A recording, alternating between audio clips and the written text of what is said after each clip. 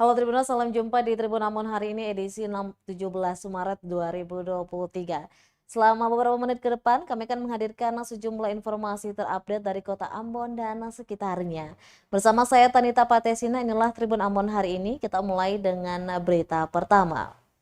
Kronologi kebakaran di Letwaru Masohi, api membesar saat si jago merah melahap satu unit motor. Kebakaran hebat terjadi di depan SMA Negeri 3 Masohi, tepat di lorong RT 08 Kelurahan Letwaru, Kecamatan Kota Masohi. Kebakaran tersebut menghanguskan 3 unit rumah milik warga Maseang, Kamarudin atau Magola dan Ibu Yesa. Ratna 24 tahun, anak dari salah satu korban pemilik rumah, mengaku awalnya api berasal dari garasi mobil. Namun dirinya sendiri tidak tahu pemicu munculnya api. Lanjut dikatakan Ratna, api mulai membesar ketika satu unit motor terbakar dan merembes dan menghanguskan satu unit mobil yang ada di garasi. Dari situlah api mulai merambat ke rumah tetangga milik Ibu Yesa yang dikontrakan kepada Awaludin Latif dan Ongen Tomagola hingga menghanguskan seluruh badan rumah milik Ongen. Ratna menambahkan awal terbakar itu dirinya juga tidak bisa berbuat banyak dan hanya berteriak sehingga mengundang perhatian warga. Namun warga di kompleks itu juga tidak dapat berbuat banyak sehingga api dengan cepat menghanguskan seluruh bagian rumah. Belum lagi tidak ada bantuan pemasangan kebakaran dari pemerintah daerah. Bahkan sudah kurang lebih 1 jam api menghanguskan bangunan rumah, barulah datang satu unit mobil damkar milik Satpol PP Maluku Tengah. Tidak ada korban jiwa dalam insiden itu, namun kerugian material ditaksir mencapai ratusan juta rupiah.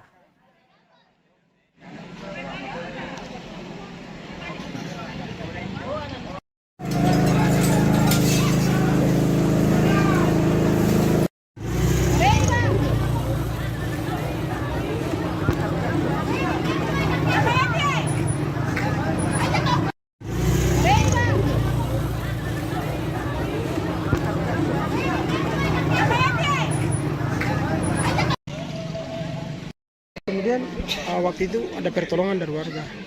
Yang ada pertolongan nih karena tiba-tiba api naik kena motor, kan ada motor, Oh, ada motor. bekas saya situ api besar langsung pindah ke auto langsung merambas ke rumah, jadi saya ada pertolongan apa-apa. Saya ada pertolongan Habis habis ya. Jadi saya sempat selamatkan. ijazah surat-surat kan habis. Oh, surat-surat juga habis. Oke, oh iya mau apa? Baru habis itu dia merambas ke sebelah. Langsung angin barang jadi Oh, angin kuat ya. Berapa lama baru ada auto tadi datang? di 1 jam apa setengah jam lama. Lama baru datang. Baru cepat saya memang tiba-tiba api naik langsung memang tuh habis baru pemadam datang. Tapi tadi ada warga bantu ini kan. Siram, sehingga mau siramnya apa? Air. Oh, air jauh ya. Pokoknya semuanya lihat saja begitu, kita mau bikin apa, iya apa. Tapi pemicu tadi apa? Ada kompor kah atau ada? Saya ada mama saya, cuma saya sendiri di rumah cuma beta. Jadi korsleting atau? Yang koslet semua dari garasi, tempatnya anak-anak dong sering duduk di situ. Oh, jadi Caca Josen tahu kalau pemicu api apa? Iya, di rumah aman karena memang saya sendiri toh. Kita bajual di depan. Kakak tadi kompusi nyala? Saya ada orang di rumah. Aman. Artinya kakak sendiri juga tahu. Anak-anak sekolah ada dong sering nongkrong di belakang auto. Berarti kakak sendiri juga tahu api itu dari mana ya? Iya, tiba-tiba naik. Tiba-tiba menyala di situ saja. Iya.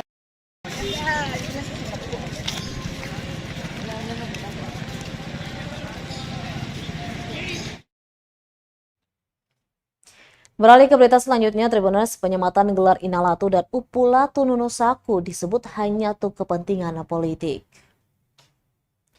Penyematan gelar Upulatu dan Inalatu Nunusaku kepada Gubernur Maluku Murad Ismail dan Widya Pratiwi disebut hanya untuk kepentingan politik, termasuk untuk menutupi kasus dugaan pelecehan anggota DPRD Kabupaten Seram bagian Barat Jodis Rumasoal.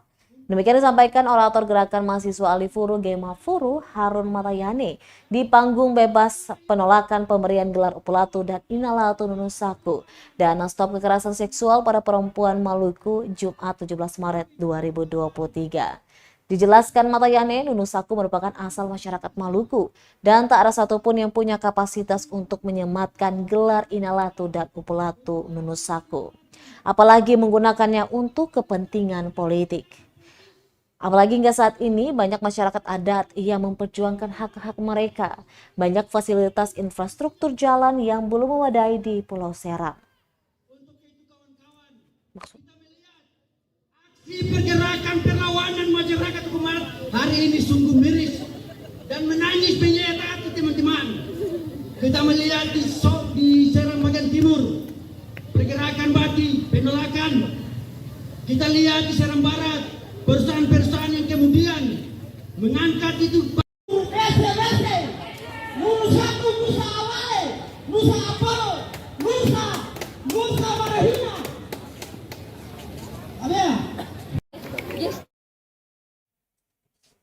Gelaran Upu dan Inalatu Nunusaku untuk gubernur dan istrinya. Rudi Fovit mengatakan hal itu tergesa-gesa. Rudi Fovit selaku sastrawan dan sejarawan Maluku menilai pemberian gelar adat Upulatu Nunusaku dan Inalatu Nunusaku dinilai tergesa-gesa sehingga menimbulkan kontroversi. Kontroversi itu sebutnya terjadi lantaran tanpa pelibatan unsur masyarakat adat Nusaina. Dijelaskannya pemberian gelar adat kepada seseorang yang mempunyai jasa adalah lumrah jika kehadirannya secara profesional, berjasa dan teruji dalam waktu panjang. Fovit pun berharap pemberian gelar adat Upulatu Nunusaku dan Inalatu Nunusaku perlu ditinjau kembali. Dirinya mengungkapkan jika dia sebagai gubernur maka sudah pasti menolak pemberian gelar adat tersebut karena tidak memiliki legitimasi yang kuat. Kakak Martin dari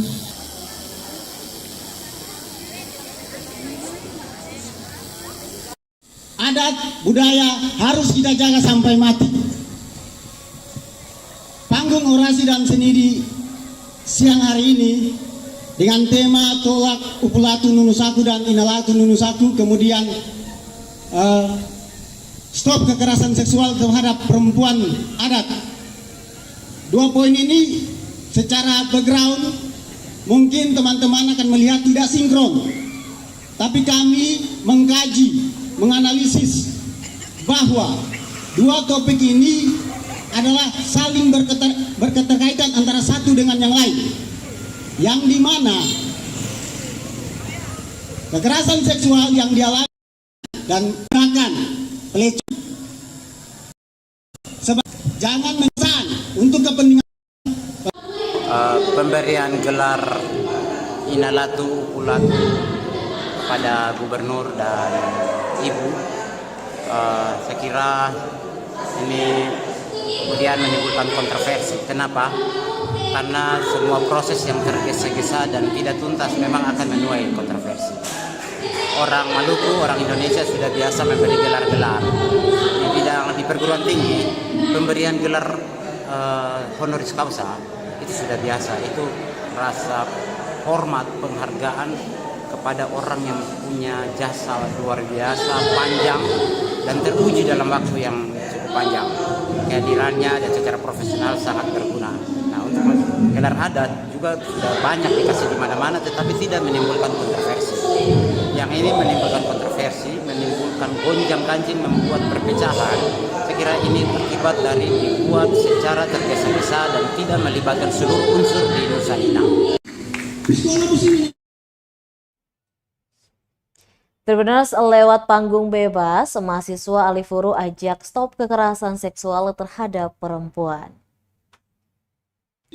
Gerakan mahasiswa Alifuru atau Gemafuru mengajak seluruh pihak menghentikan kasus kekerasan seksual terhadap perempuan di Maluku.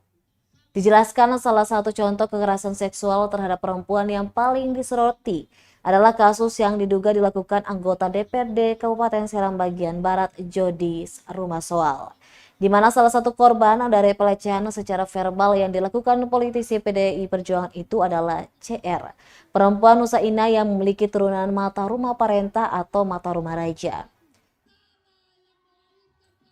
Secara tegas, Koordinator Gemafuru mengatakan kekerasan secara fisik maupun verbal jangan diberi ruang.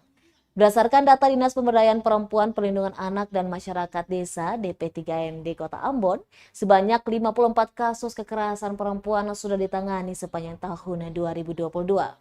Dengan rincian 21 perempuan mengalami kekerasan dalam rumah tangga, 10 mengalami penelantaran dan 5 orang diruda paksa.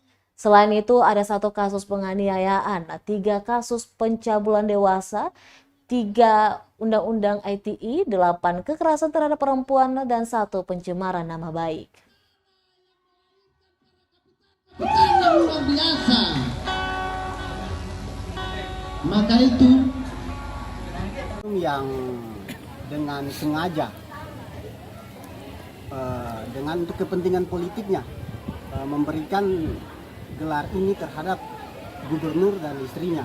Nah, ini merupakan hal yang tidak boleh dilakukan, sebab Gunung Satu bagi kami itu adalah sakral. Kami punya tempat, kami punya asal muasal. Jangan dijadikan sebagai politik praktis. Dan orang yang dibalik ini semua dia pernah melakukan kekerasan seksual terhadap seorang perempuan Nusaina. Mata rumah perempuan Nusaina ini dia punya mata rumah turunan mata rumah perintah atau mata rumah raja. Nah, ini bentuk salah satu pelecehan adat. Sudah melecehkan adat, balik lagi melecehkan adat. Ini bagi kami ya sangat memiriskan sebagai anak-anak adat. Harusnya paham tentang adat, jangan membuat adat sebagai alat untuk mencapai tujuan begitu.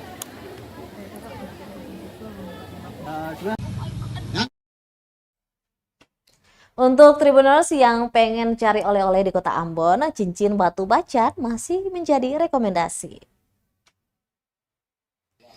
Anda bingung berburu oleh-oleh di Kota Ambon? Jika punya waktu bertanang ke sini, Anda bisa beli banyak barang untuk jadi penanda bahwa kamu sudah sah meninggalkan jejak di suatu tempat yang kamu kunjungi seperti Kota Ambon. Beberapa musisi Kota Ambon juga telah merekomendasikan oleh-oleh ketika berkunjung di City of Music ini. Sebut saja olahan makanan segala jenis olahan sagu, minyak kayu putih, besi putih, dan lain sebagainya. Nah, tribunambon.com punya rekomendasi lainnya jika Anda ingin membawa pulang buah tangan dari Kota Ambon. Berlokasi di belakang kawasan pertokoan Jalan Aipati Kota Ambon, Pak Abbas telah menjajalkan beberapa jenis cincin dengan batu bacan yang indah. Bermula sejak tahun 2017, Pak Abbas mengaku telah ada untuk menawarkan beberapa cincin dengan hiasan batu bacan yang indah. Pak Abbas mengatakan batu yang menjadi hiasan pada cincinnya itu berasal asli dari Pulau Bacan. Di lapak sederhana itu tersaji berbagai macam ukuran cincin. Untuk ukuran dan jenis ukiran batu pun bisa di-request. Bahan dasar cincin untuk meletakkan batu adalah jenis titanium. Harga yang ditawarkan juga beragam dengan kualitas yang sepadan. Pak Abbas menawarkan cincinnya di lapaknya seharga 300 ribuan sampai dengan 1 jutaan. Pak Abbas pun berharap agar tempat usahanya semakin maju dalam urusan pendapatan ke depannya.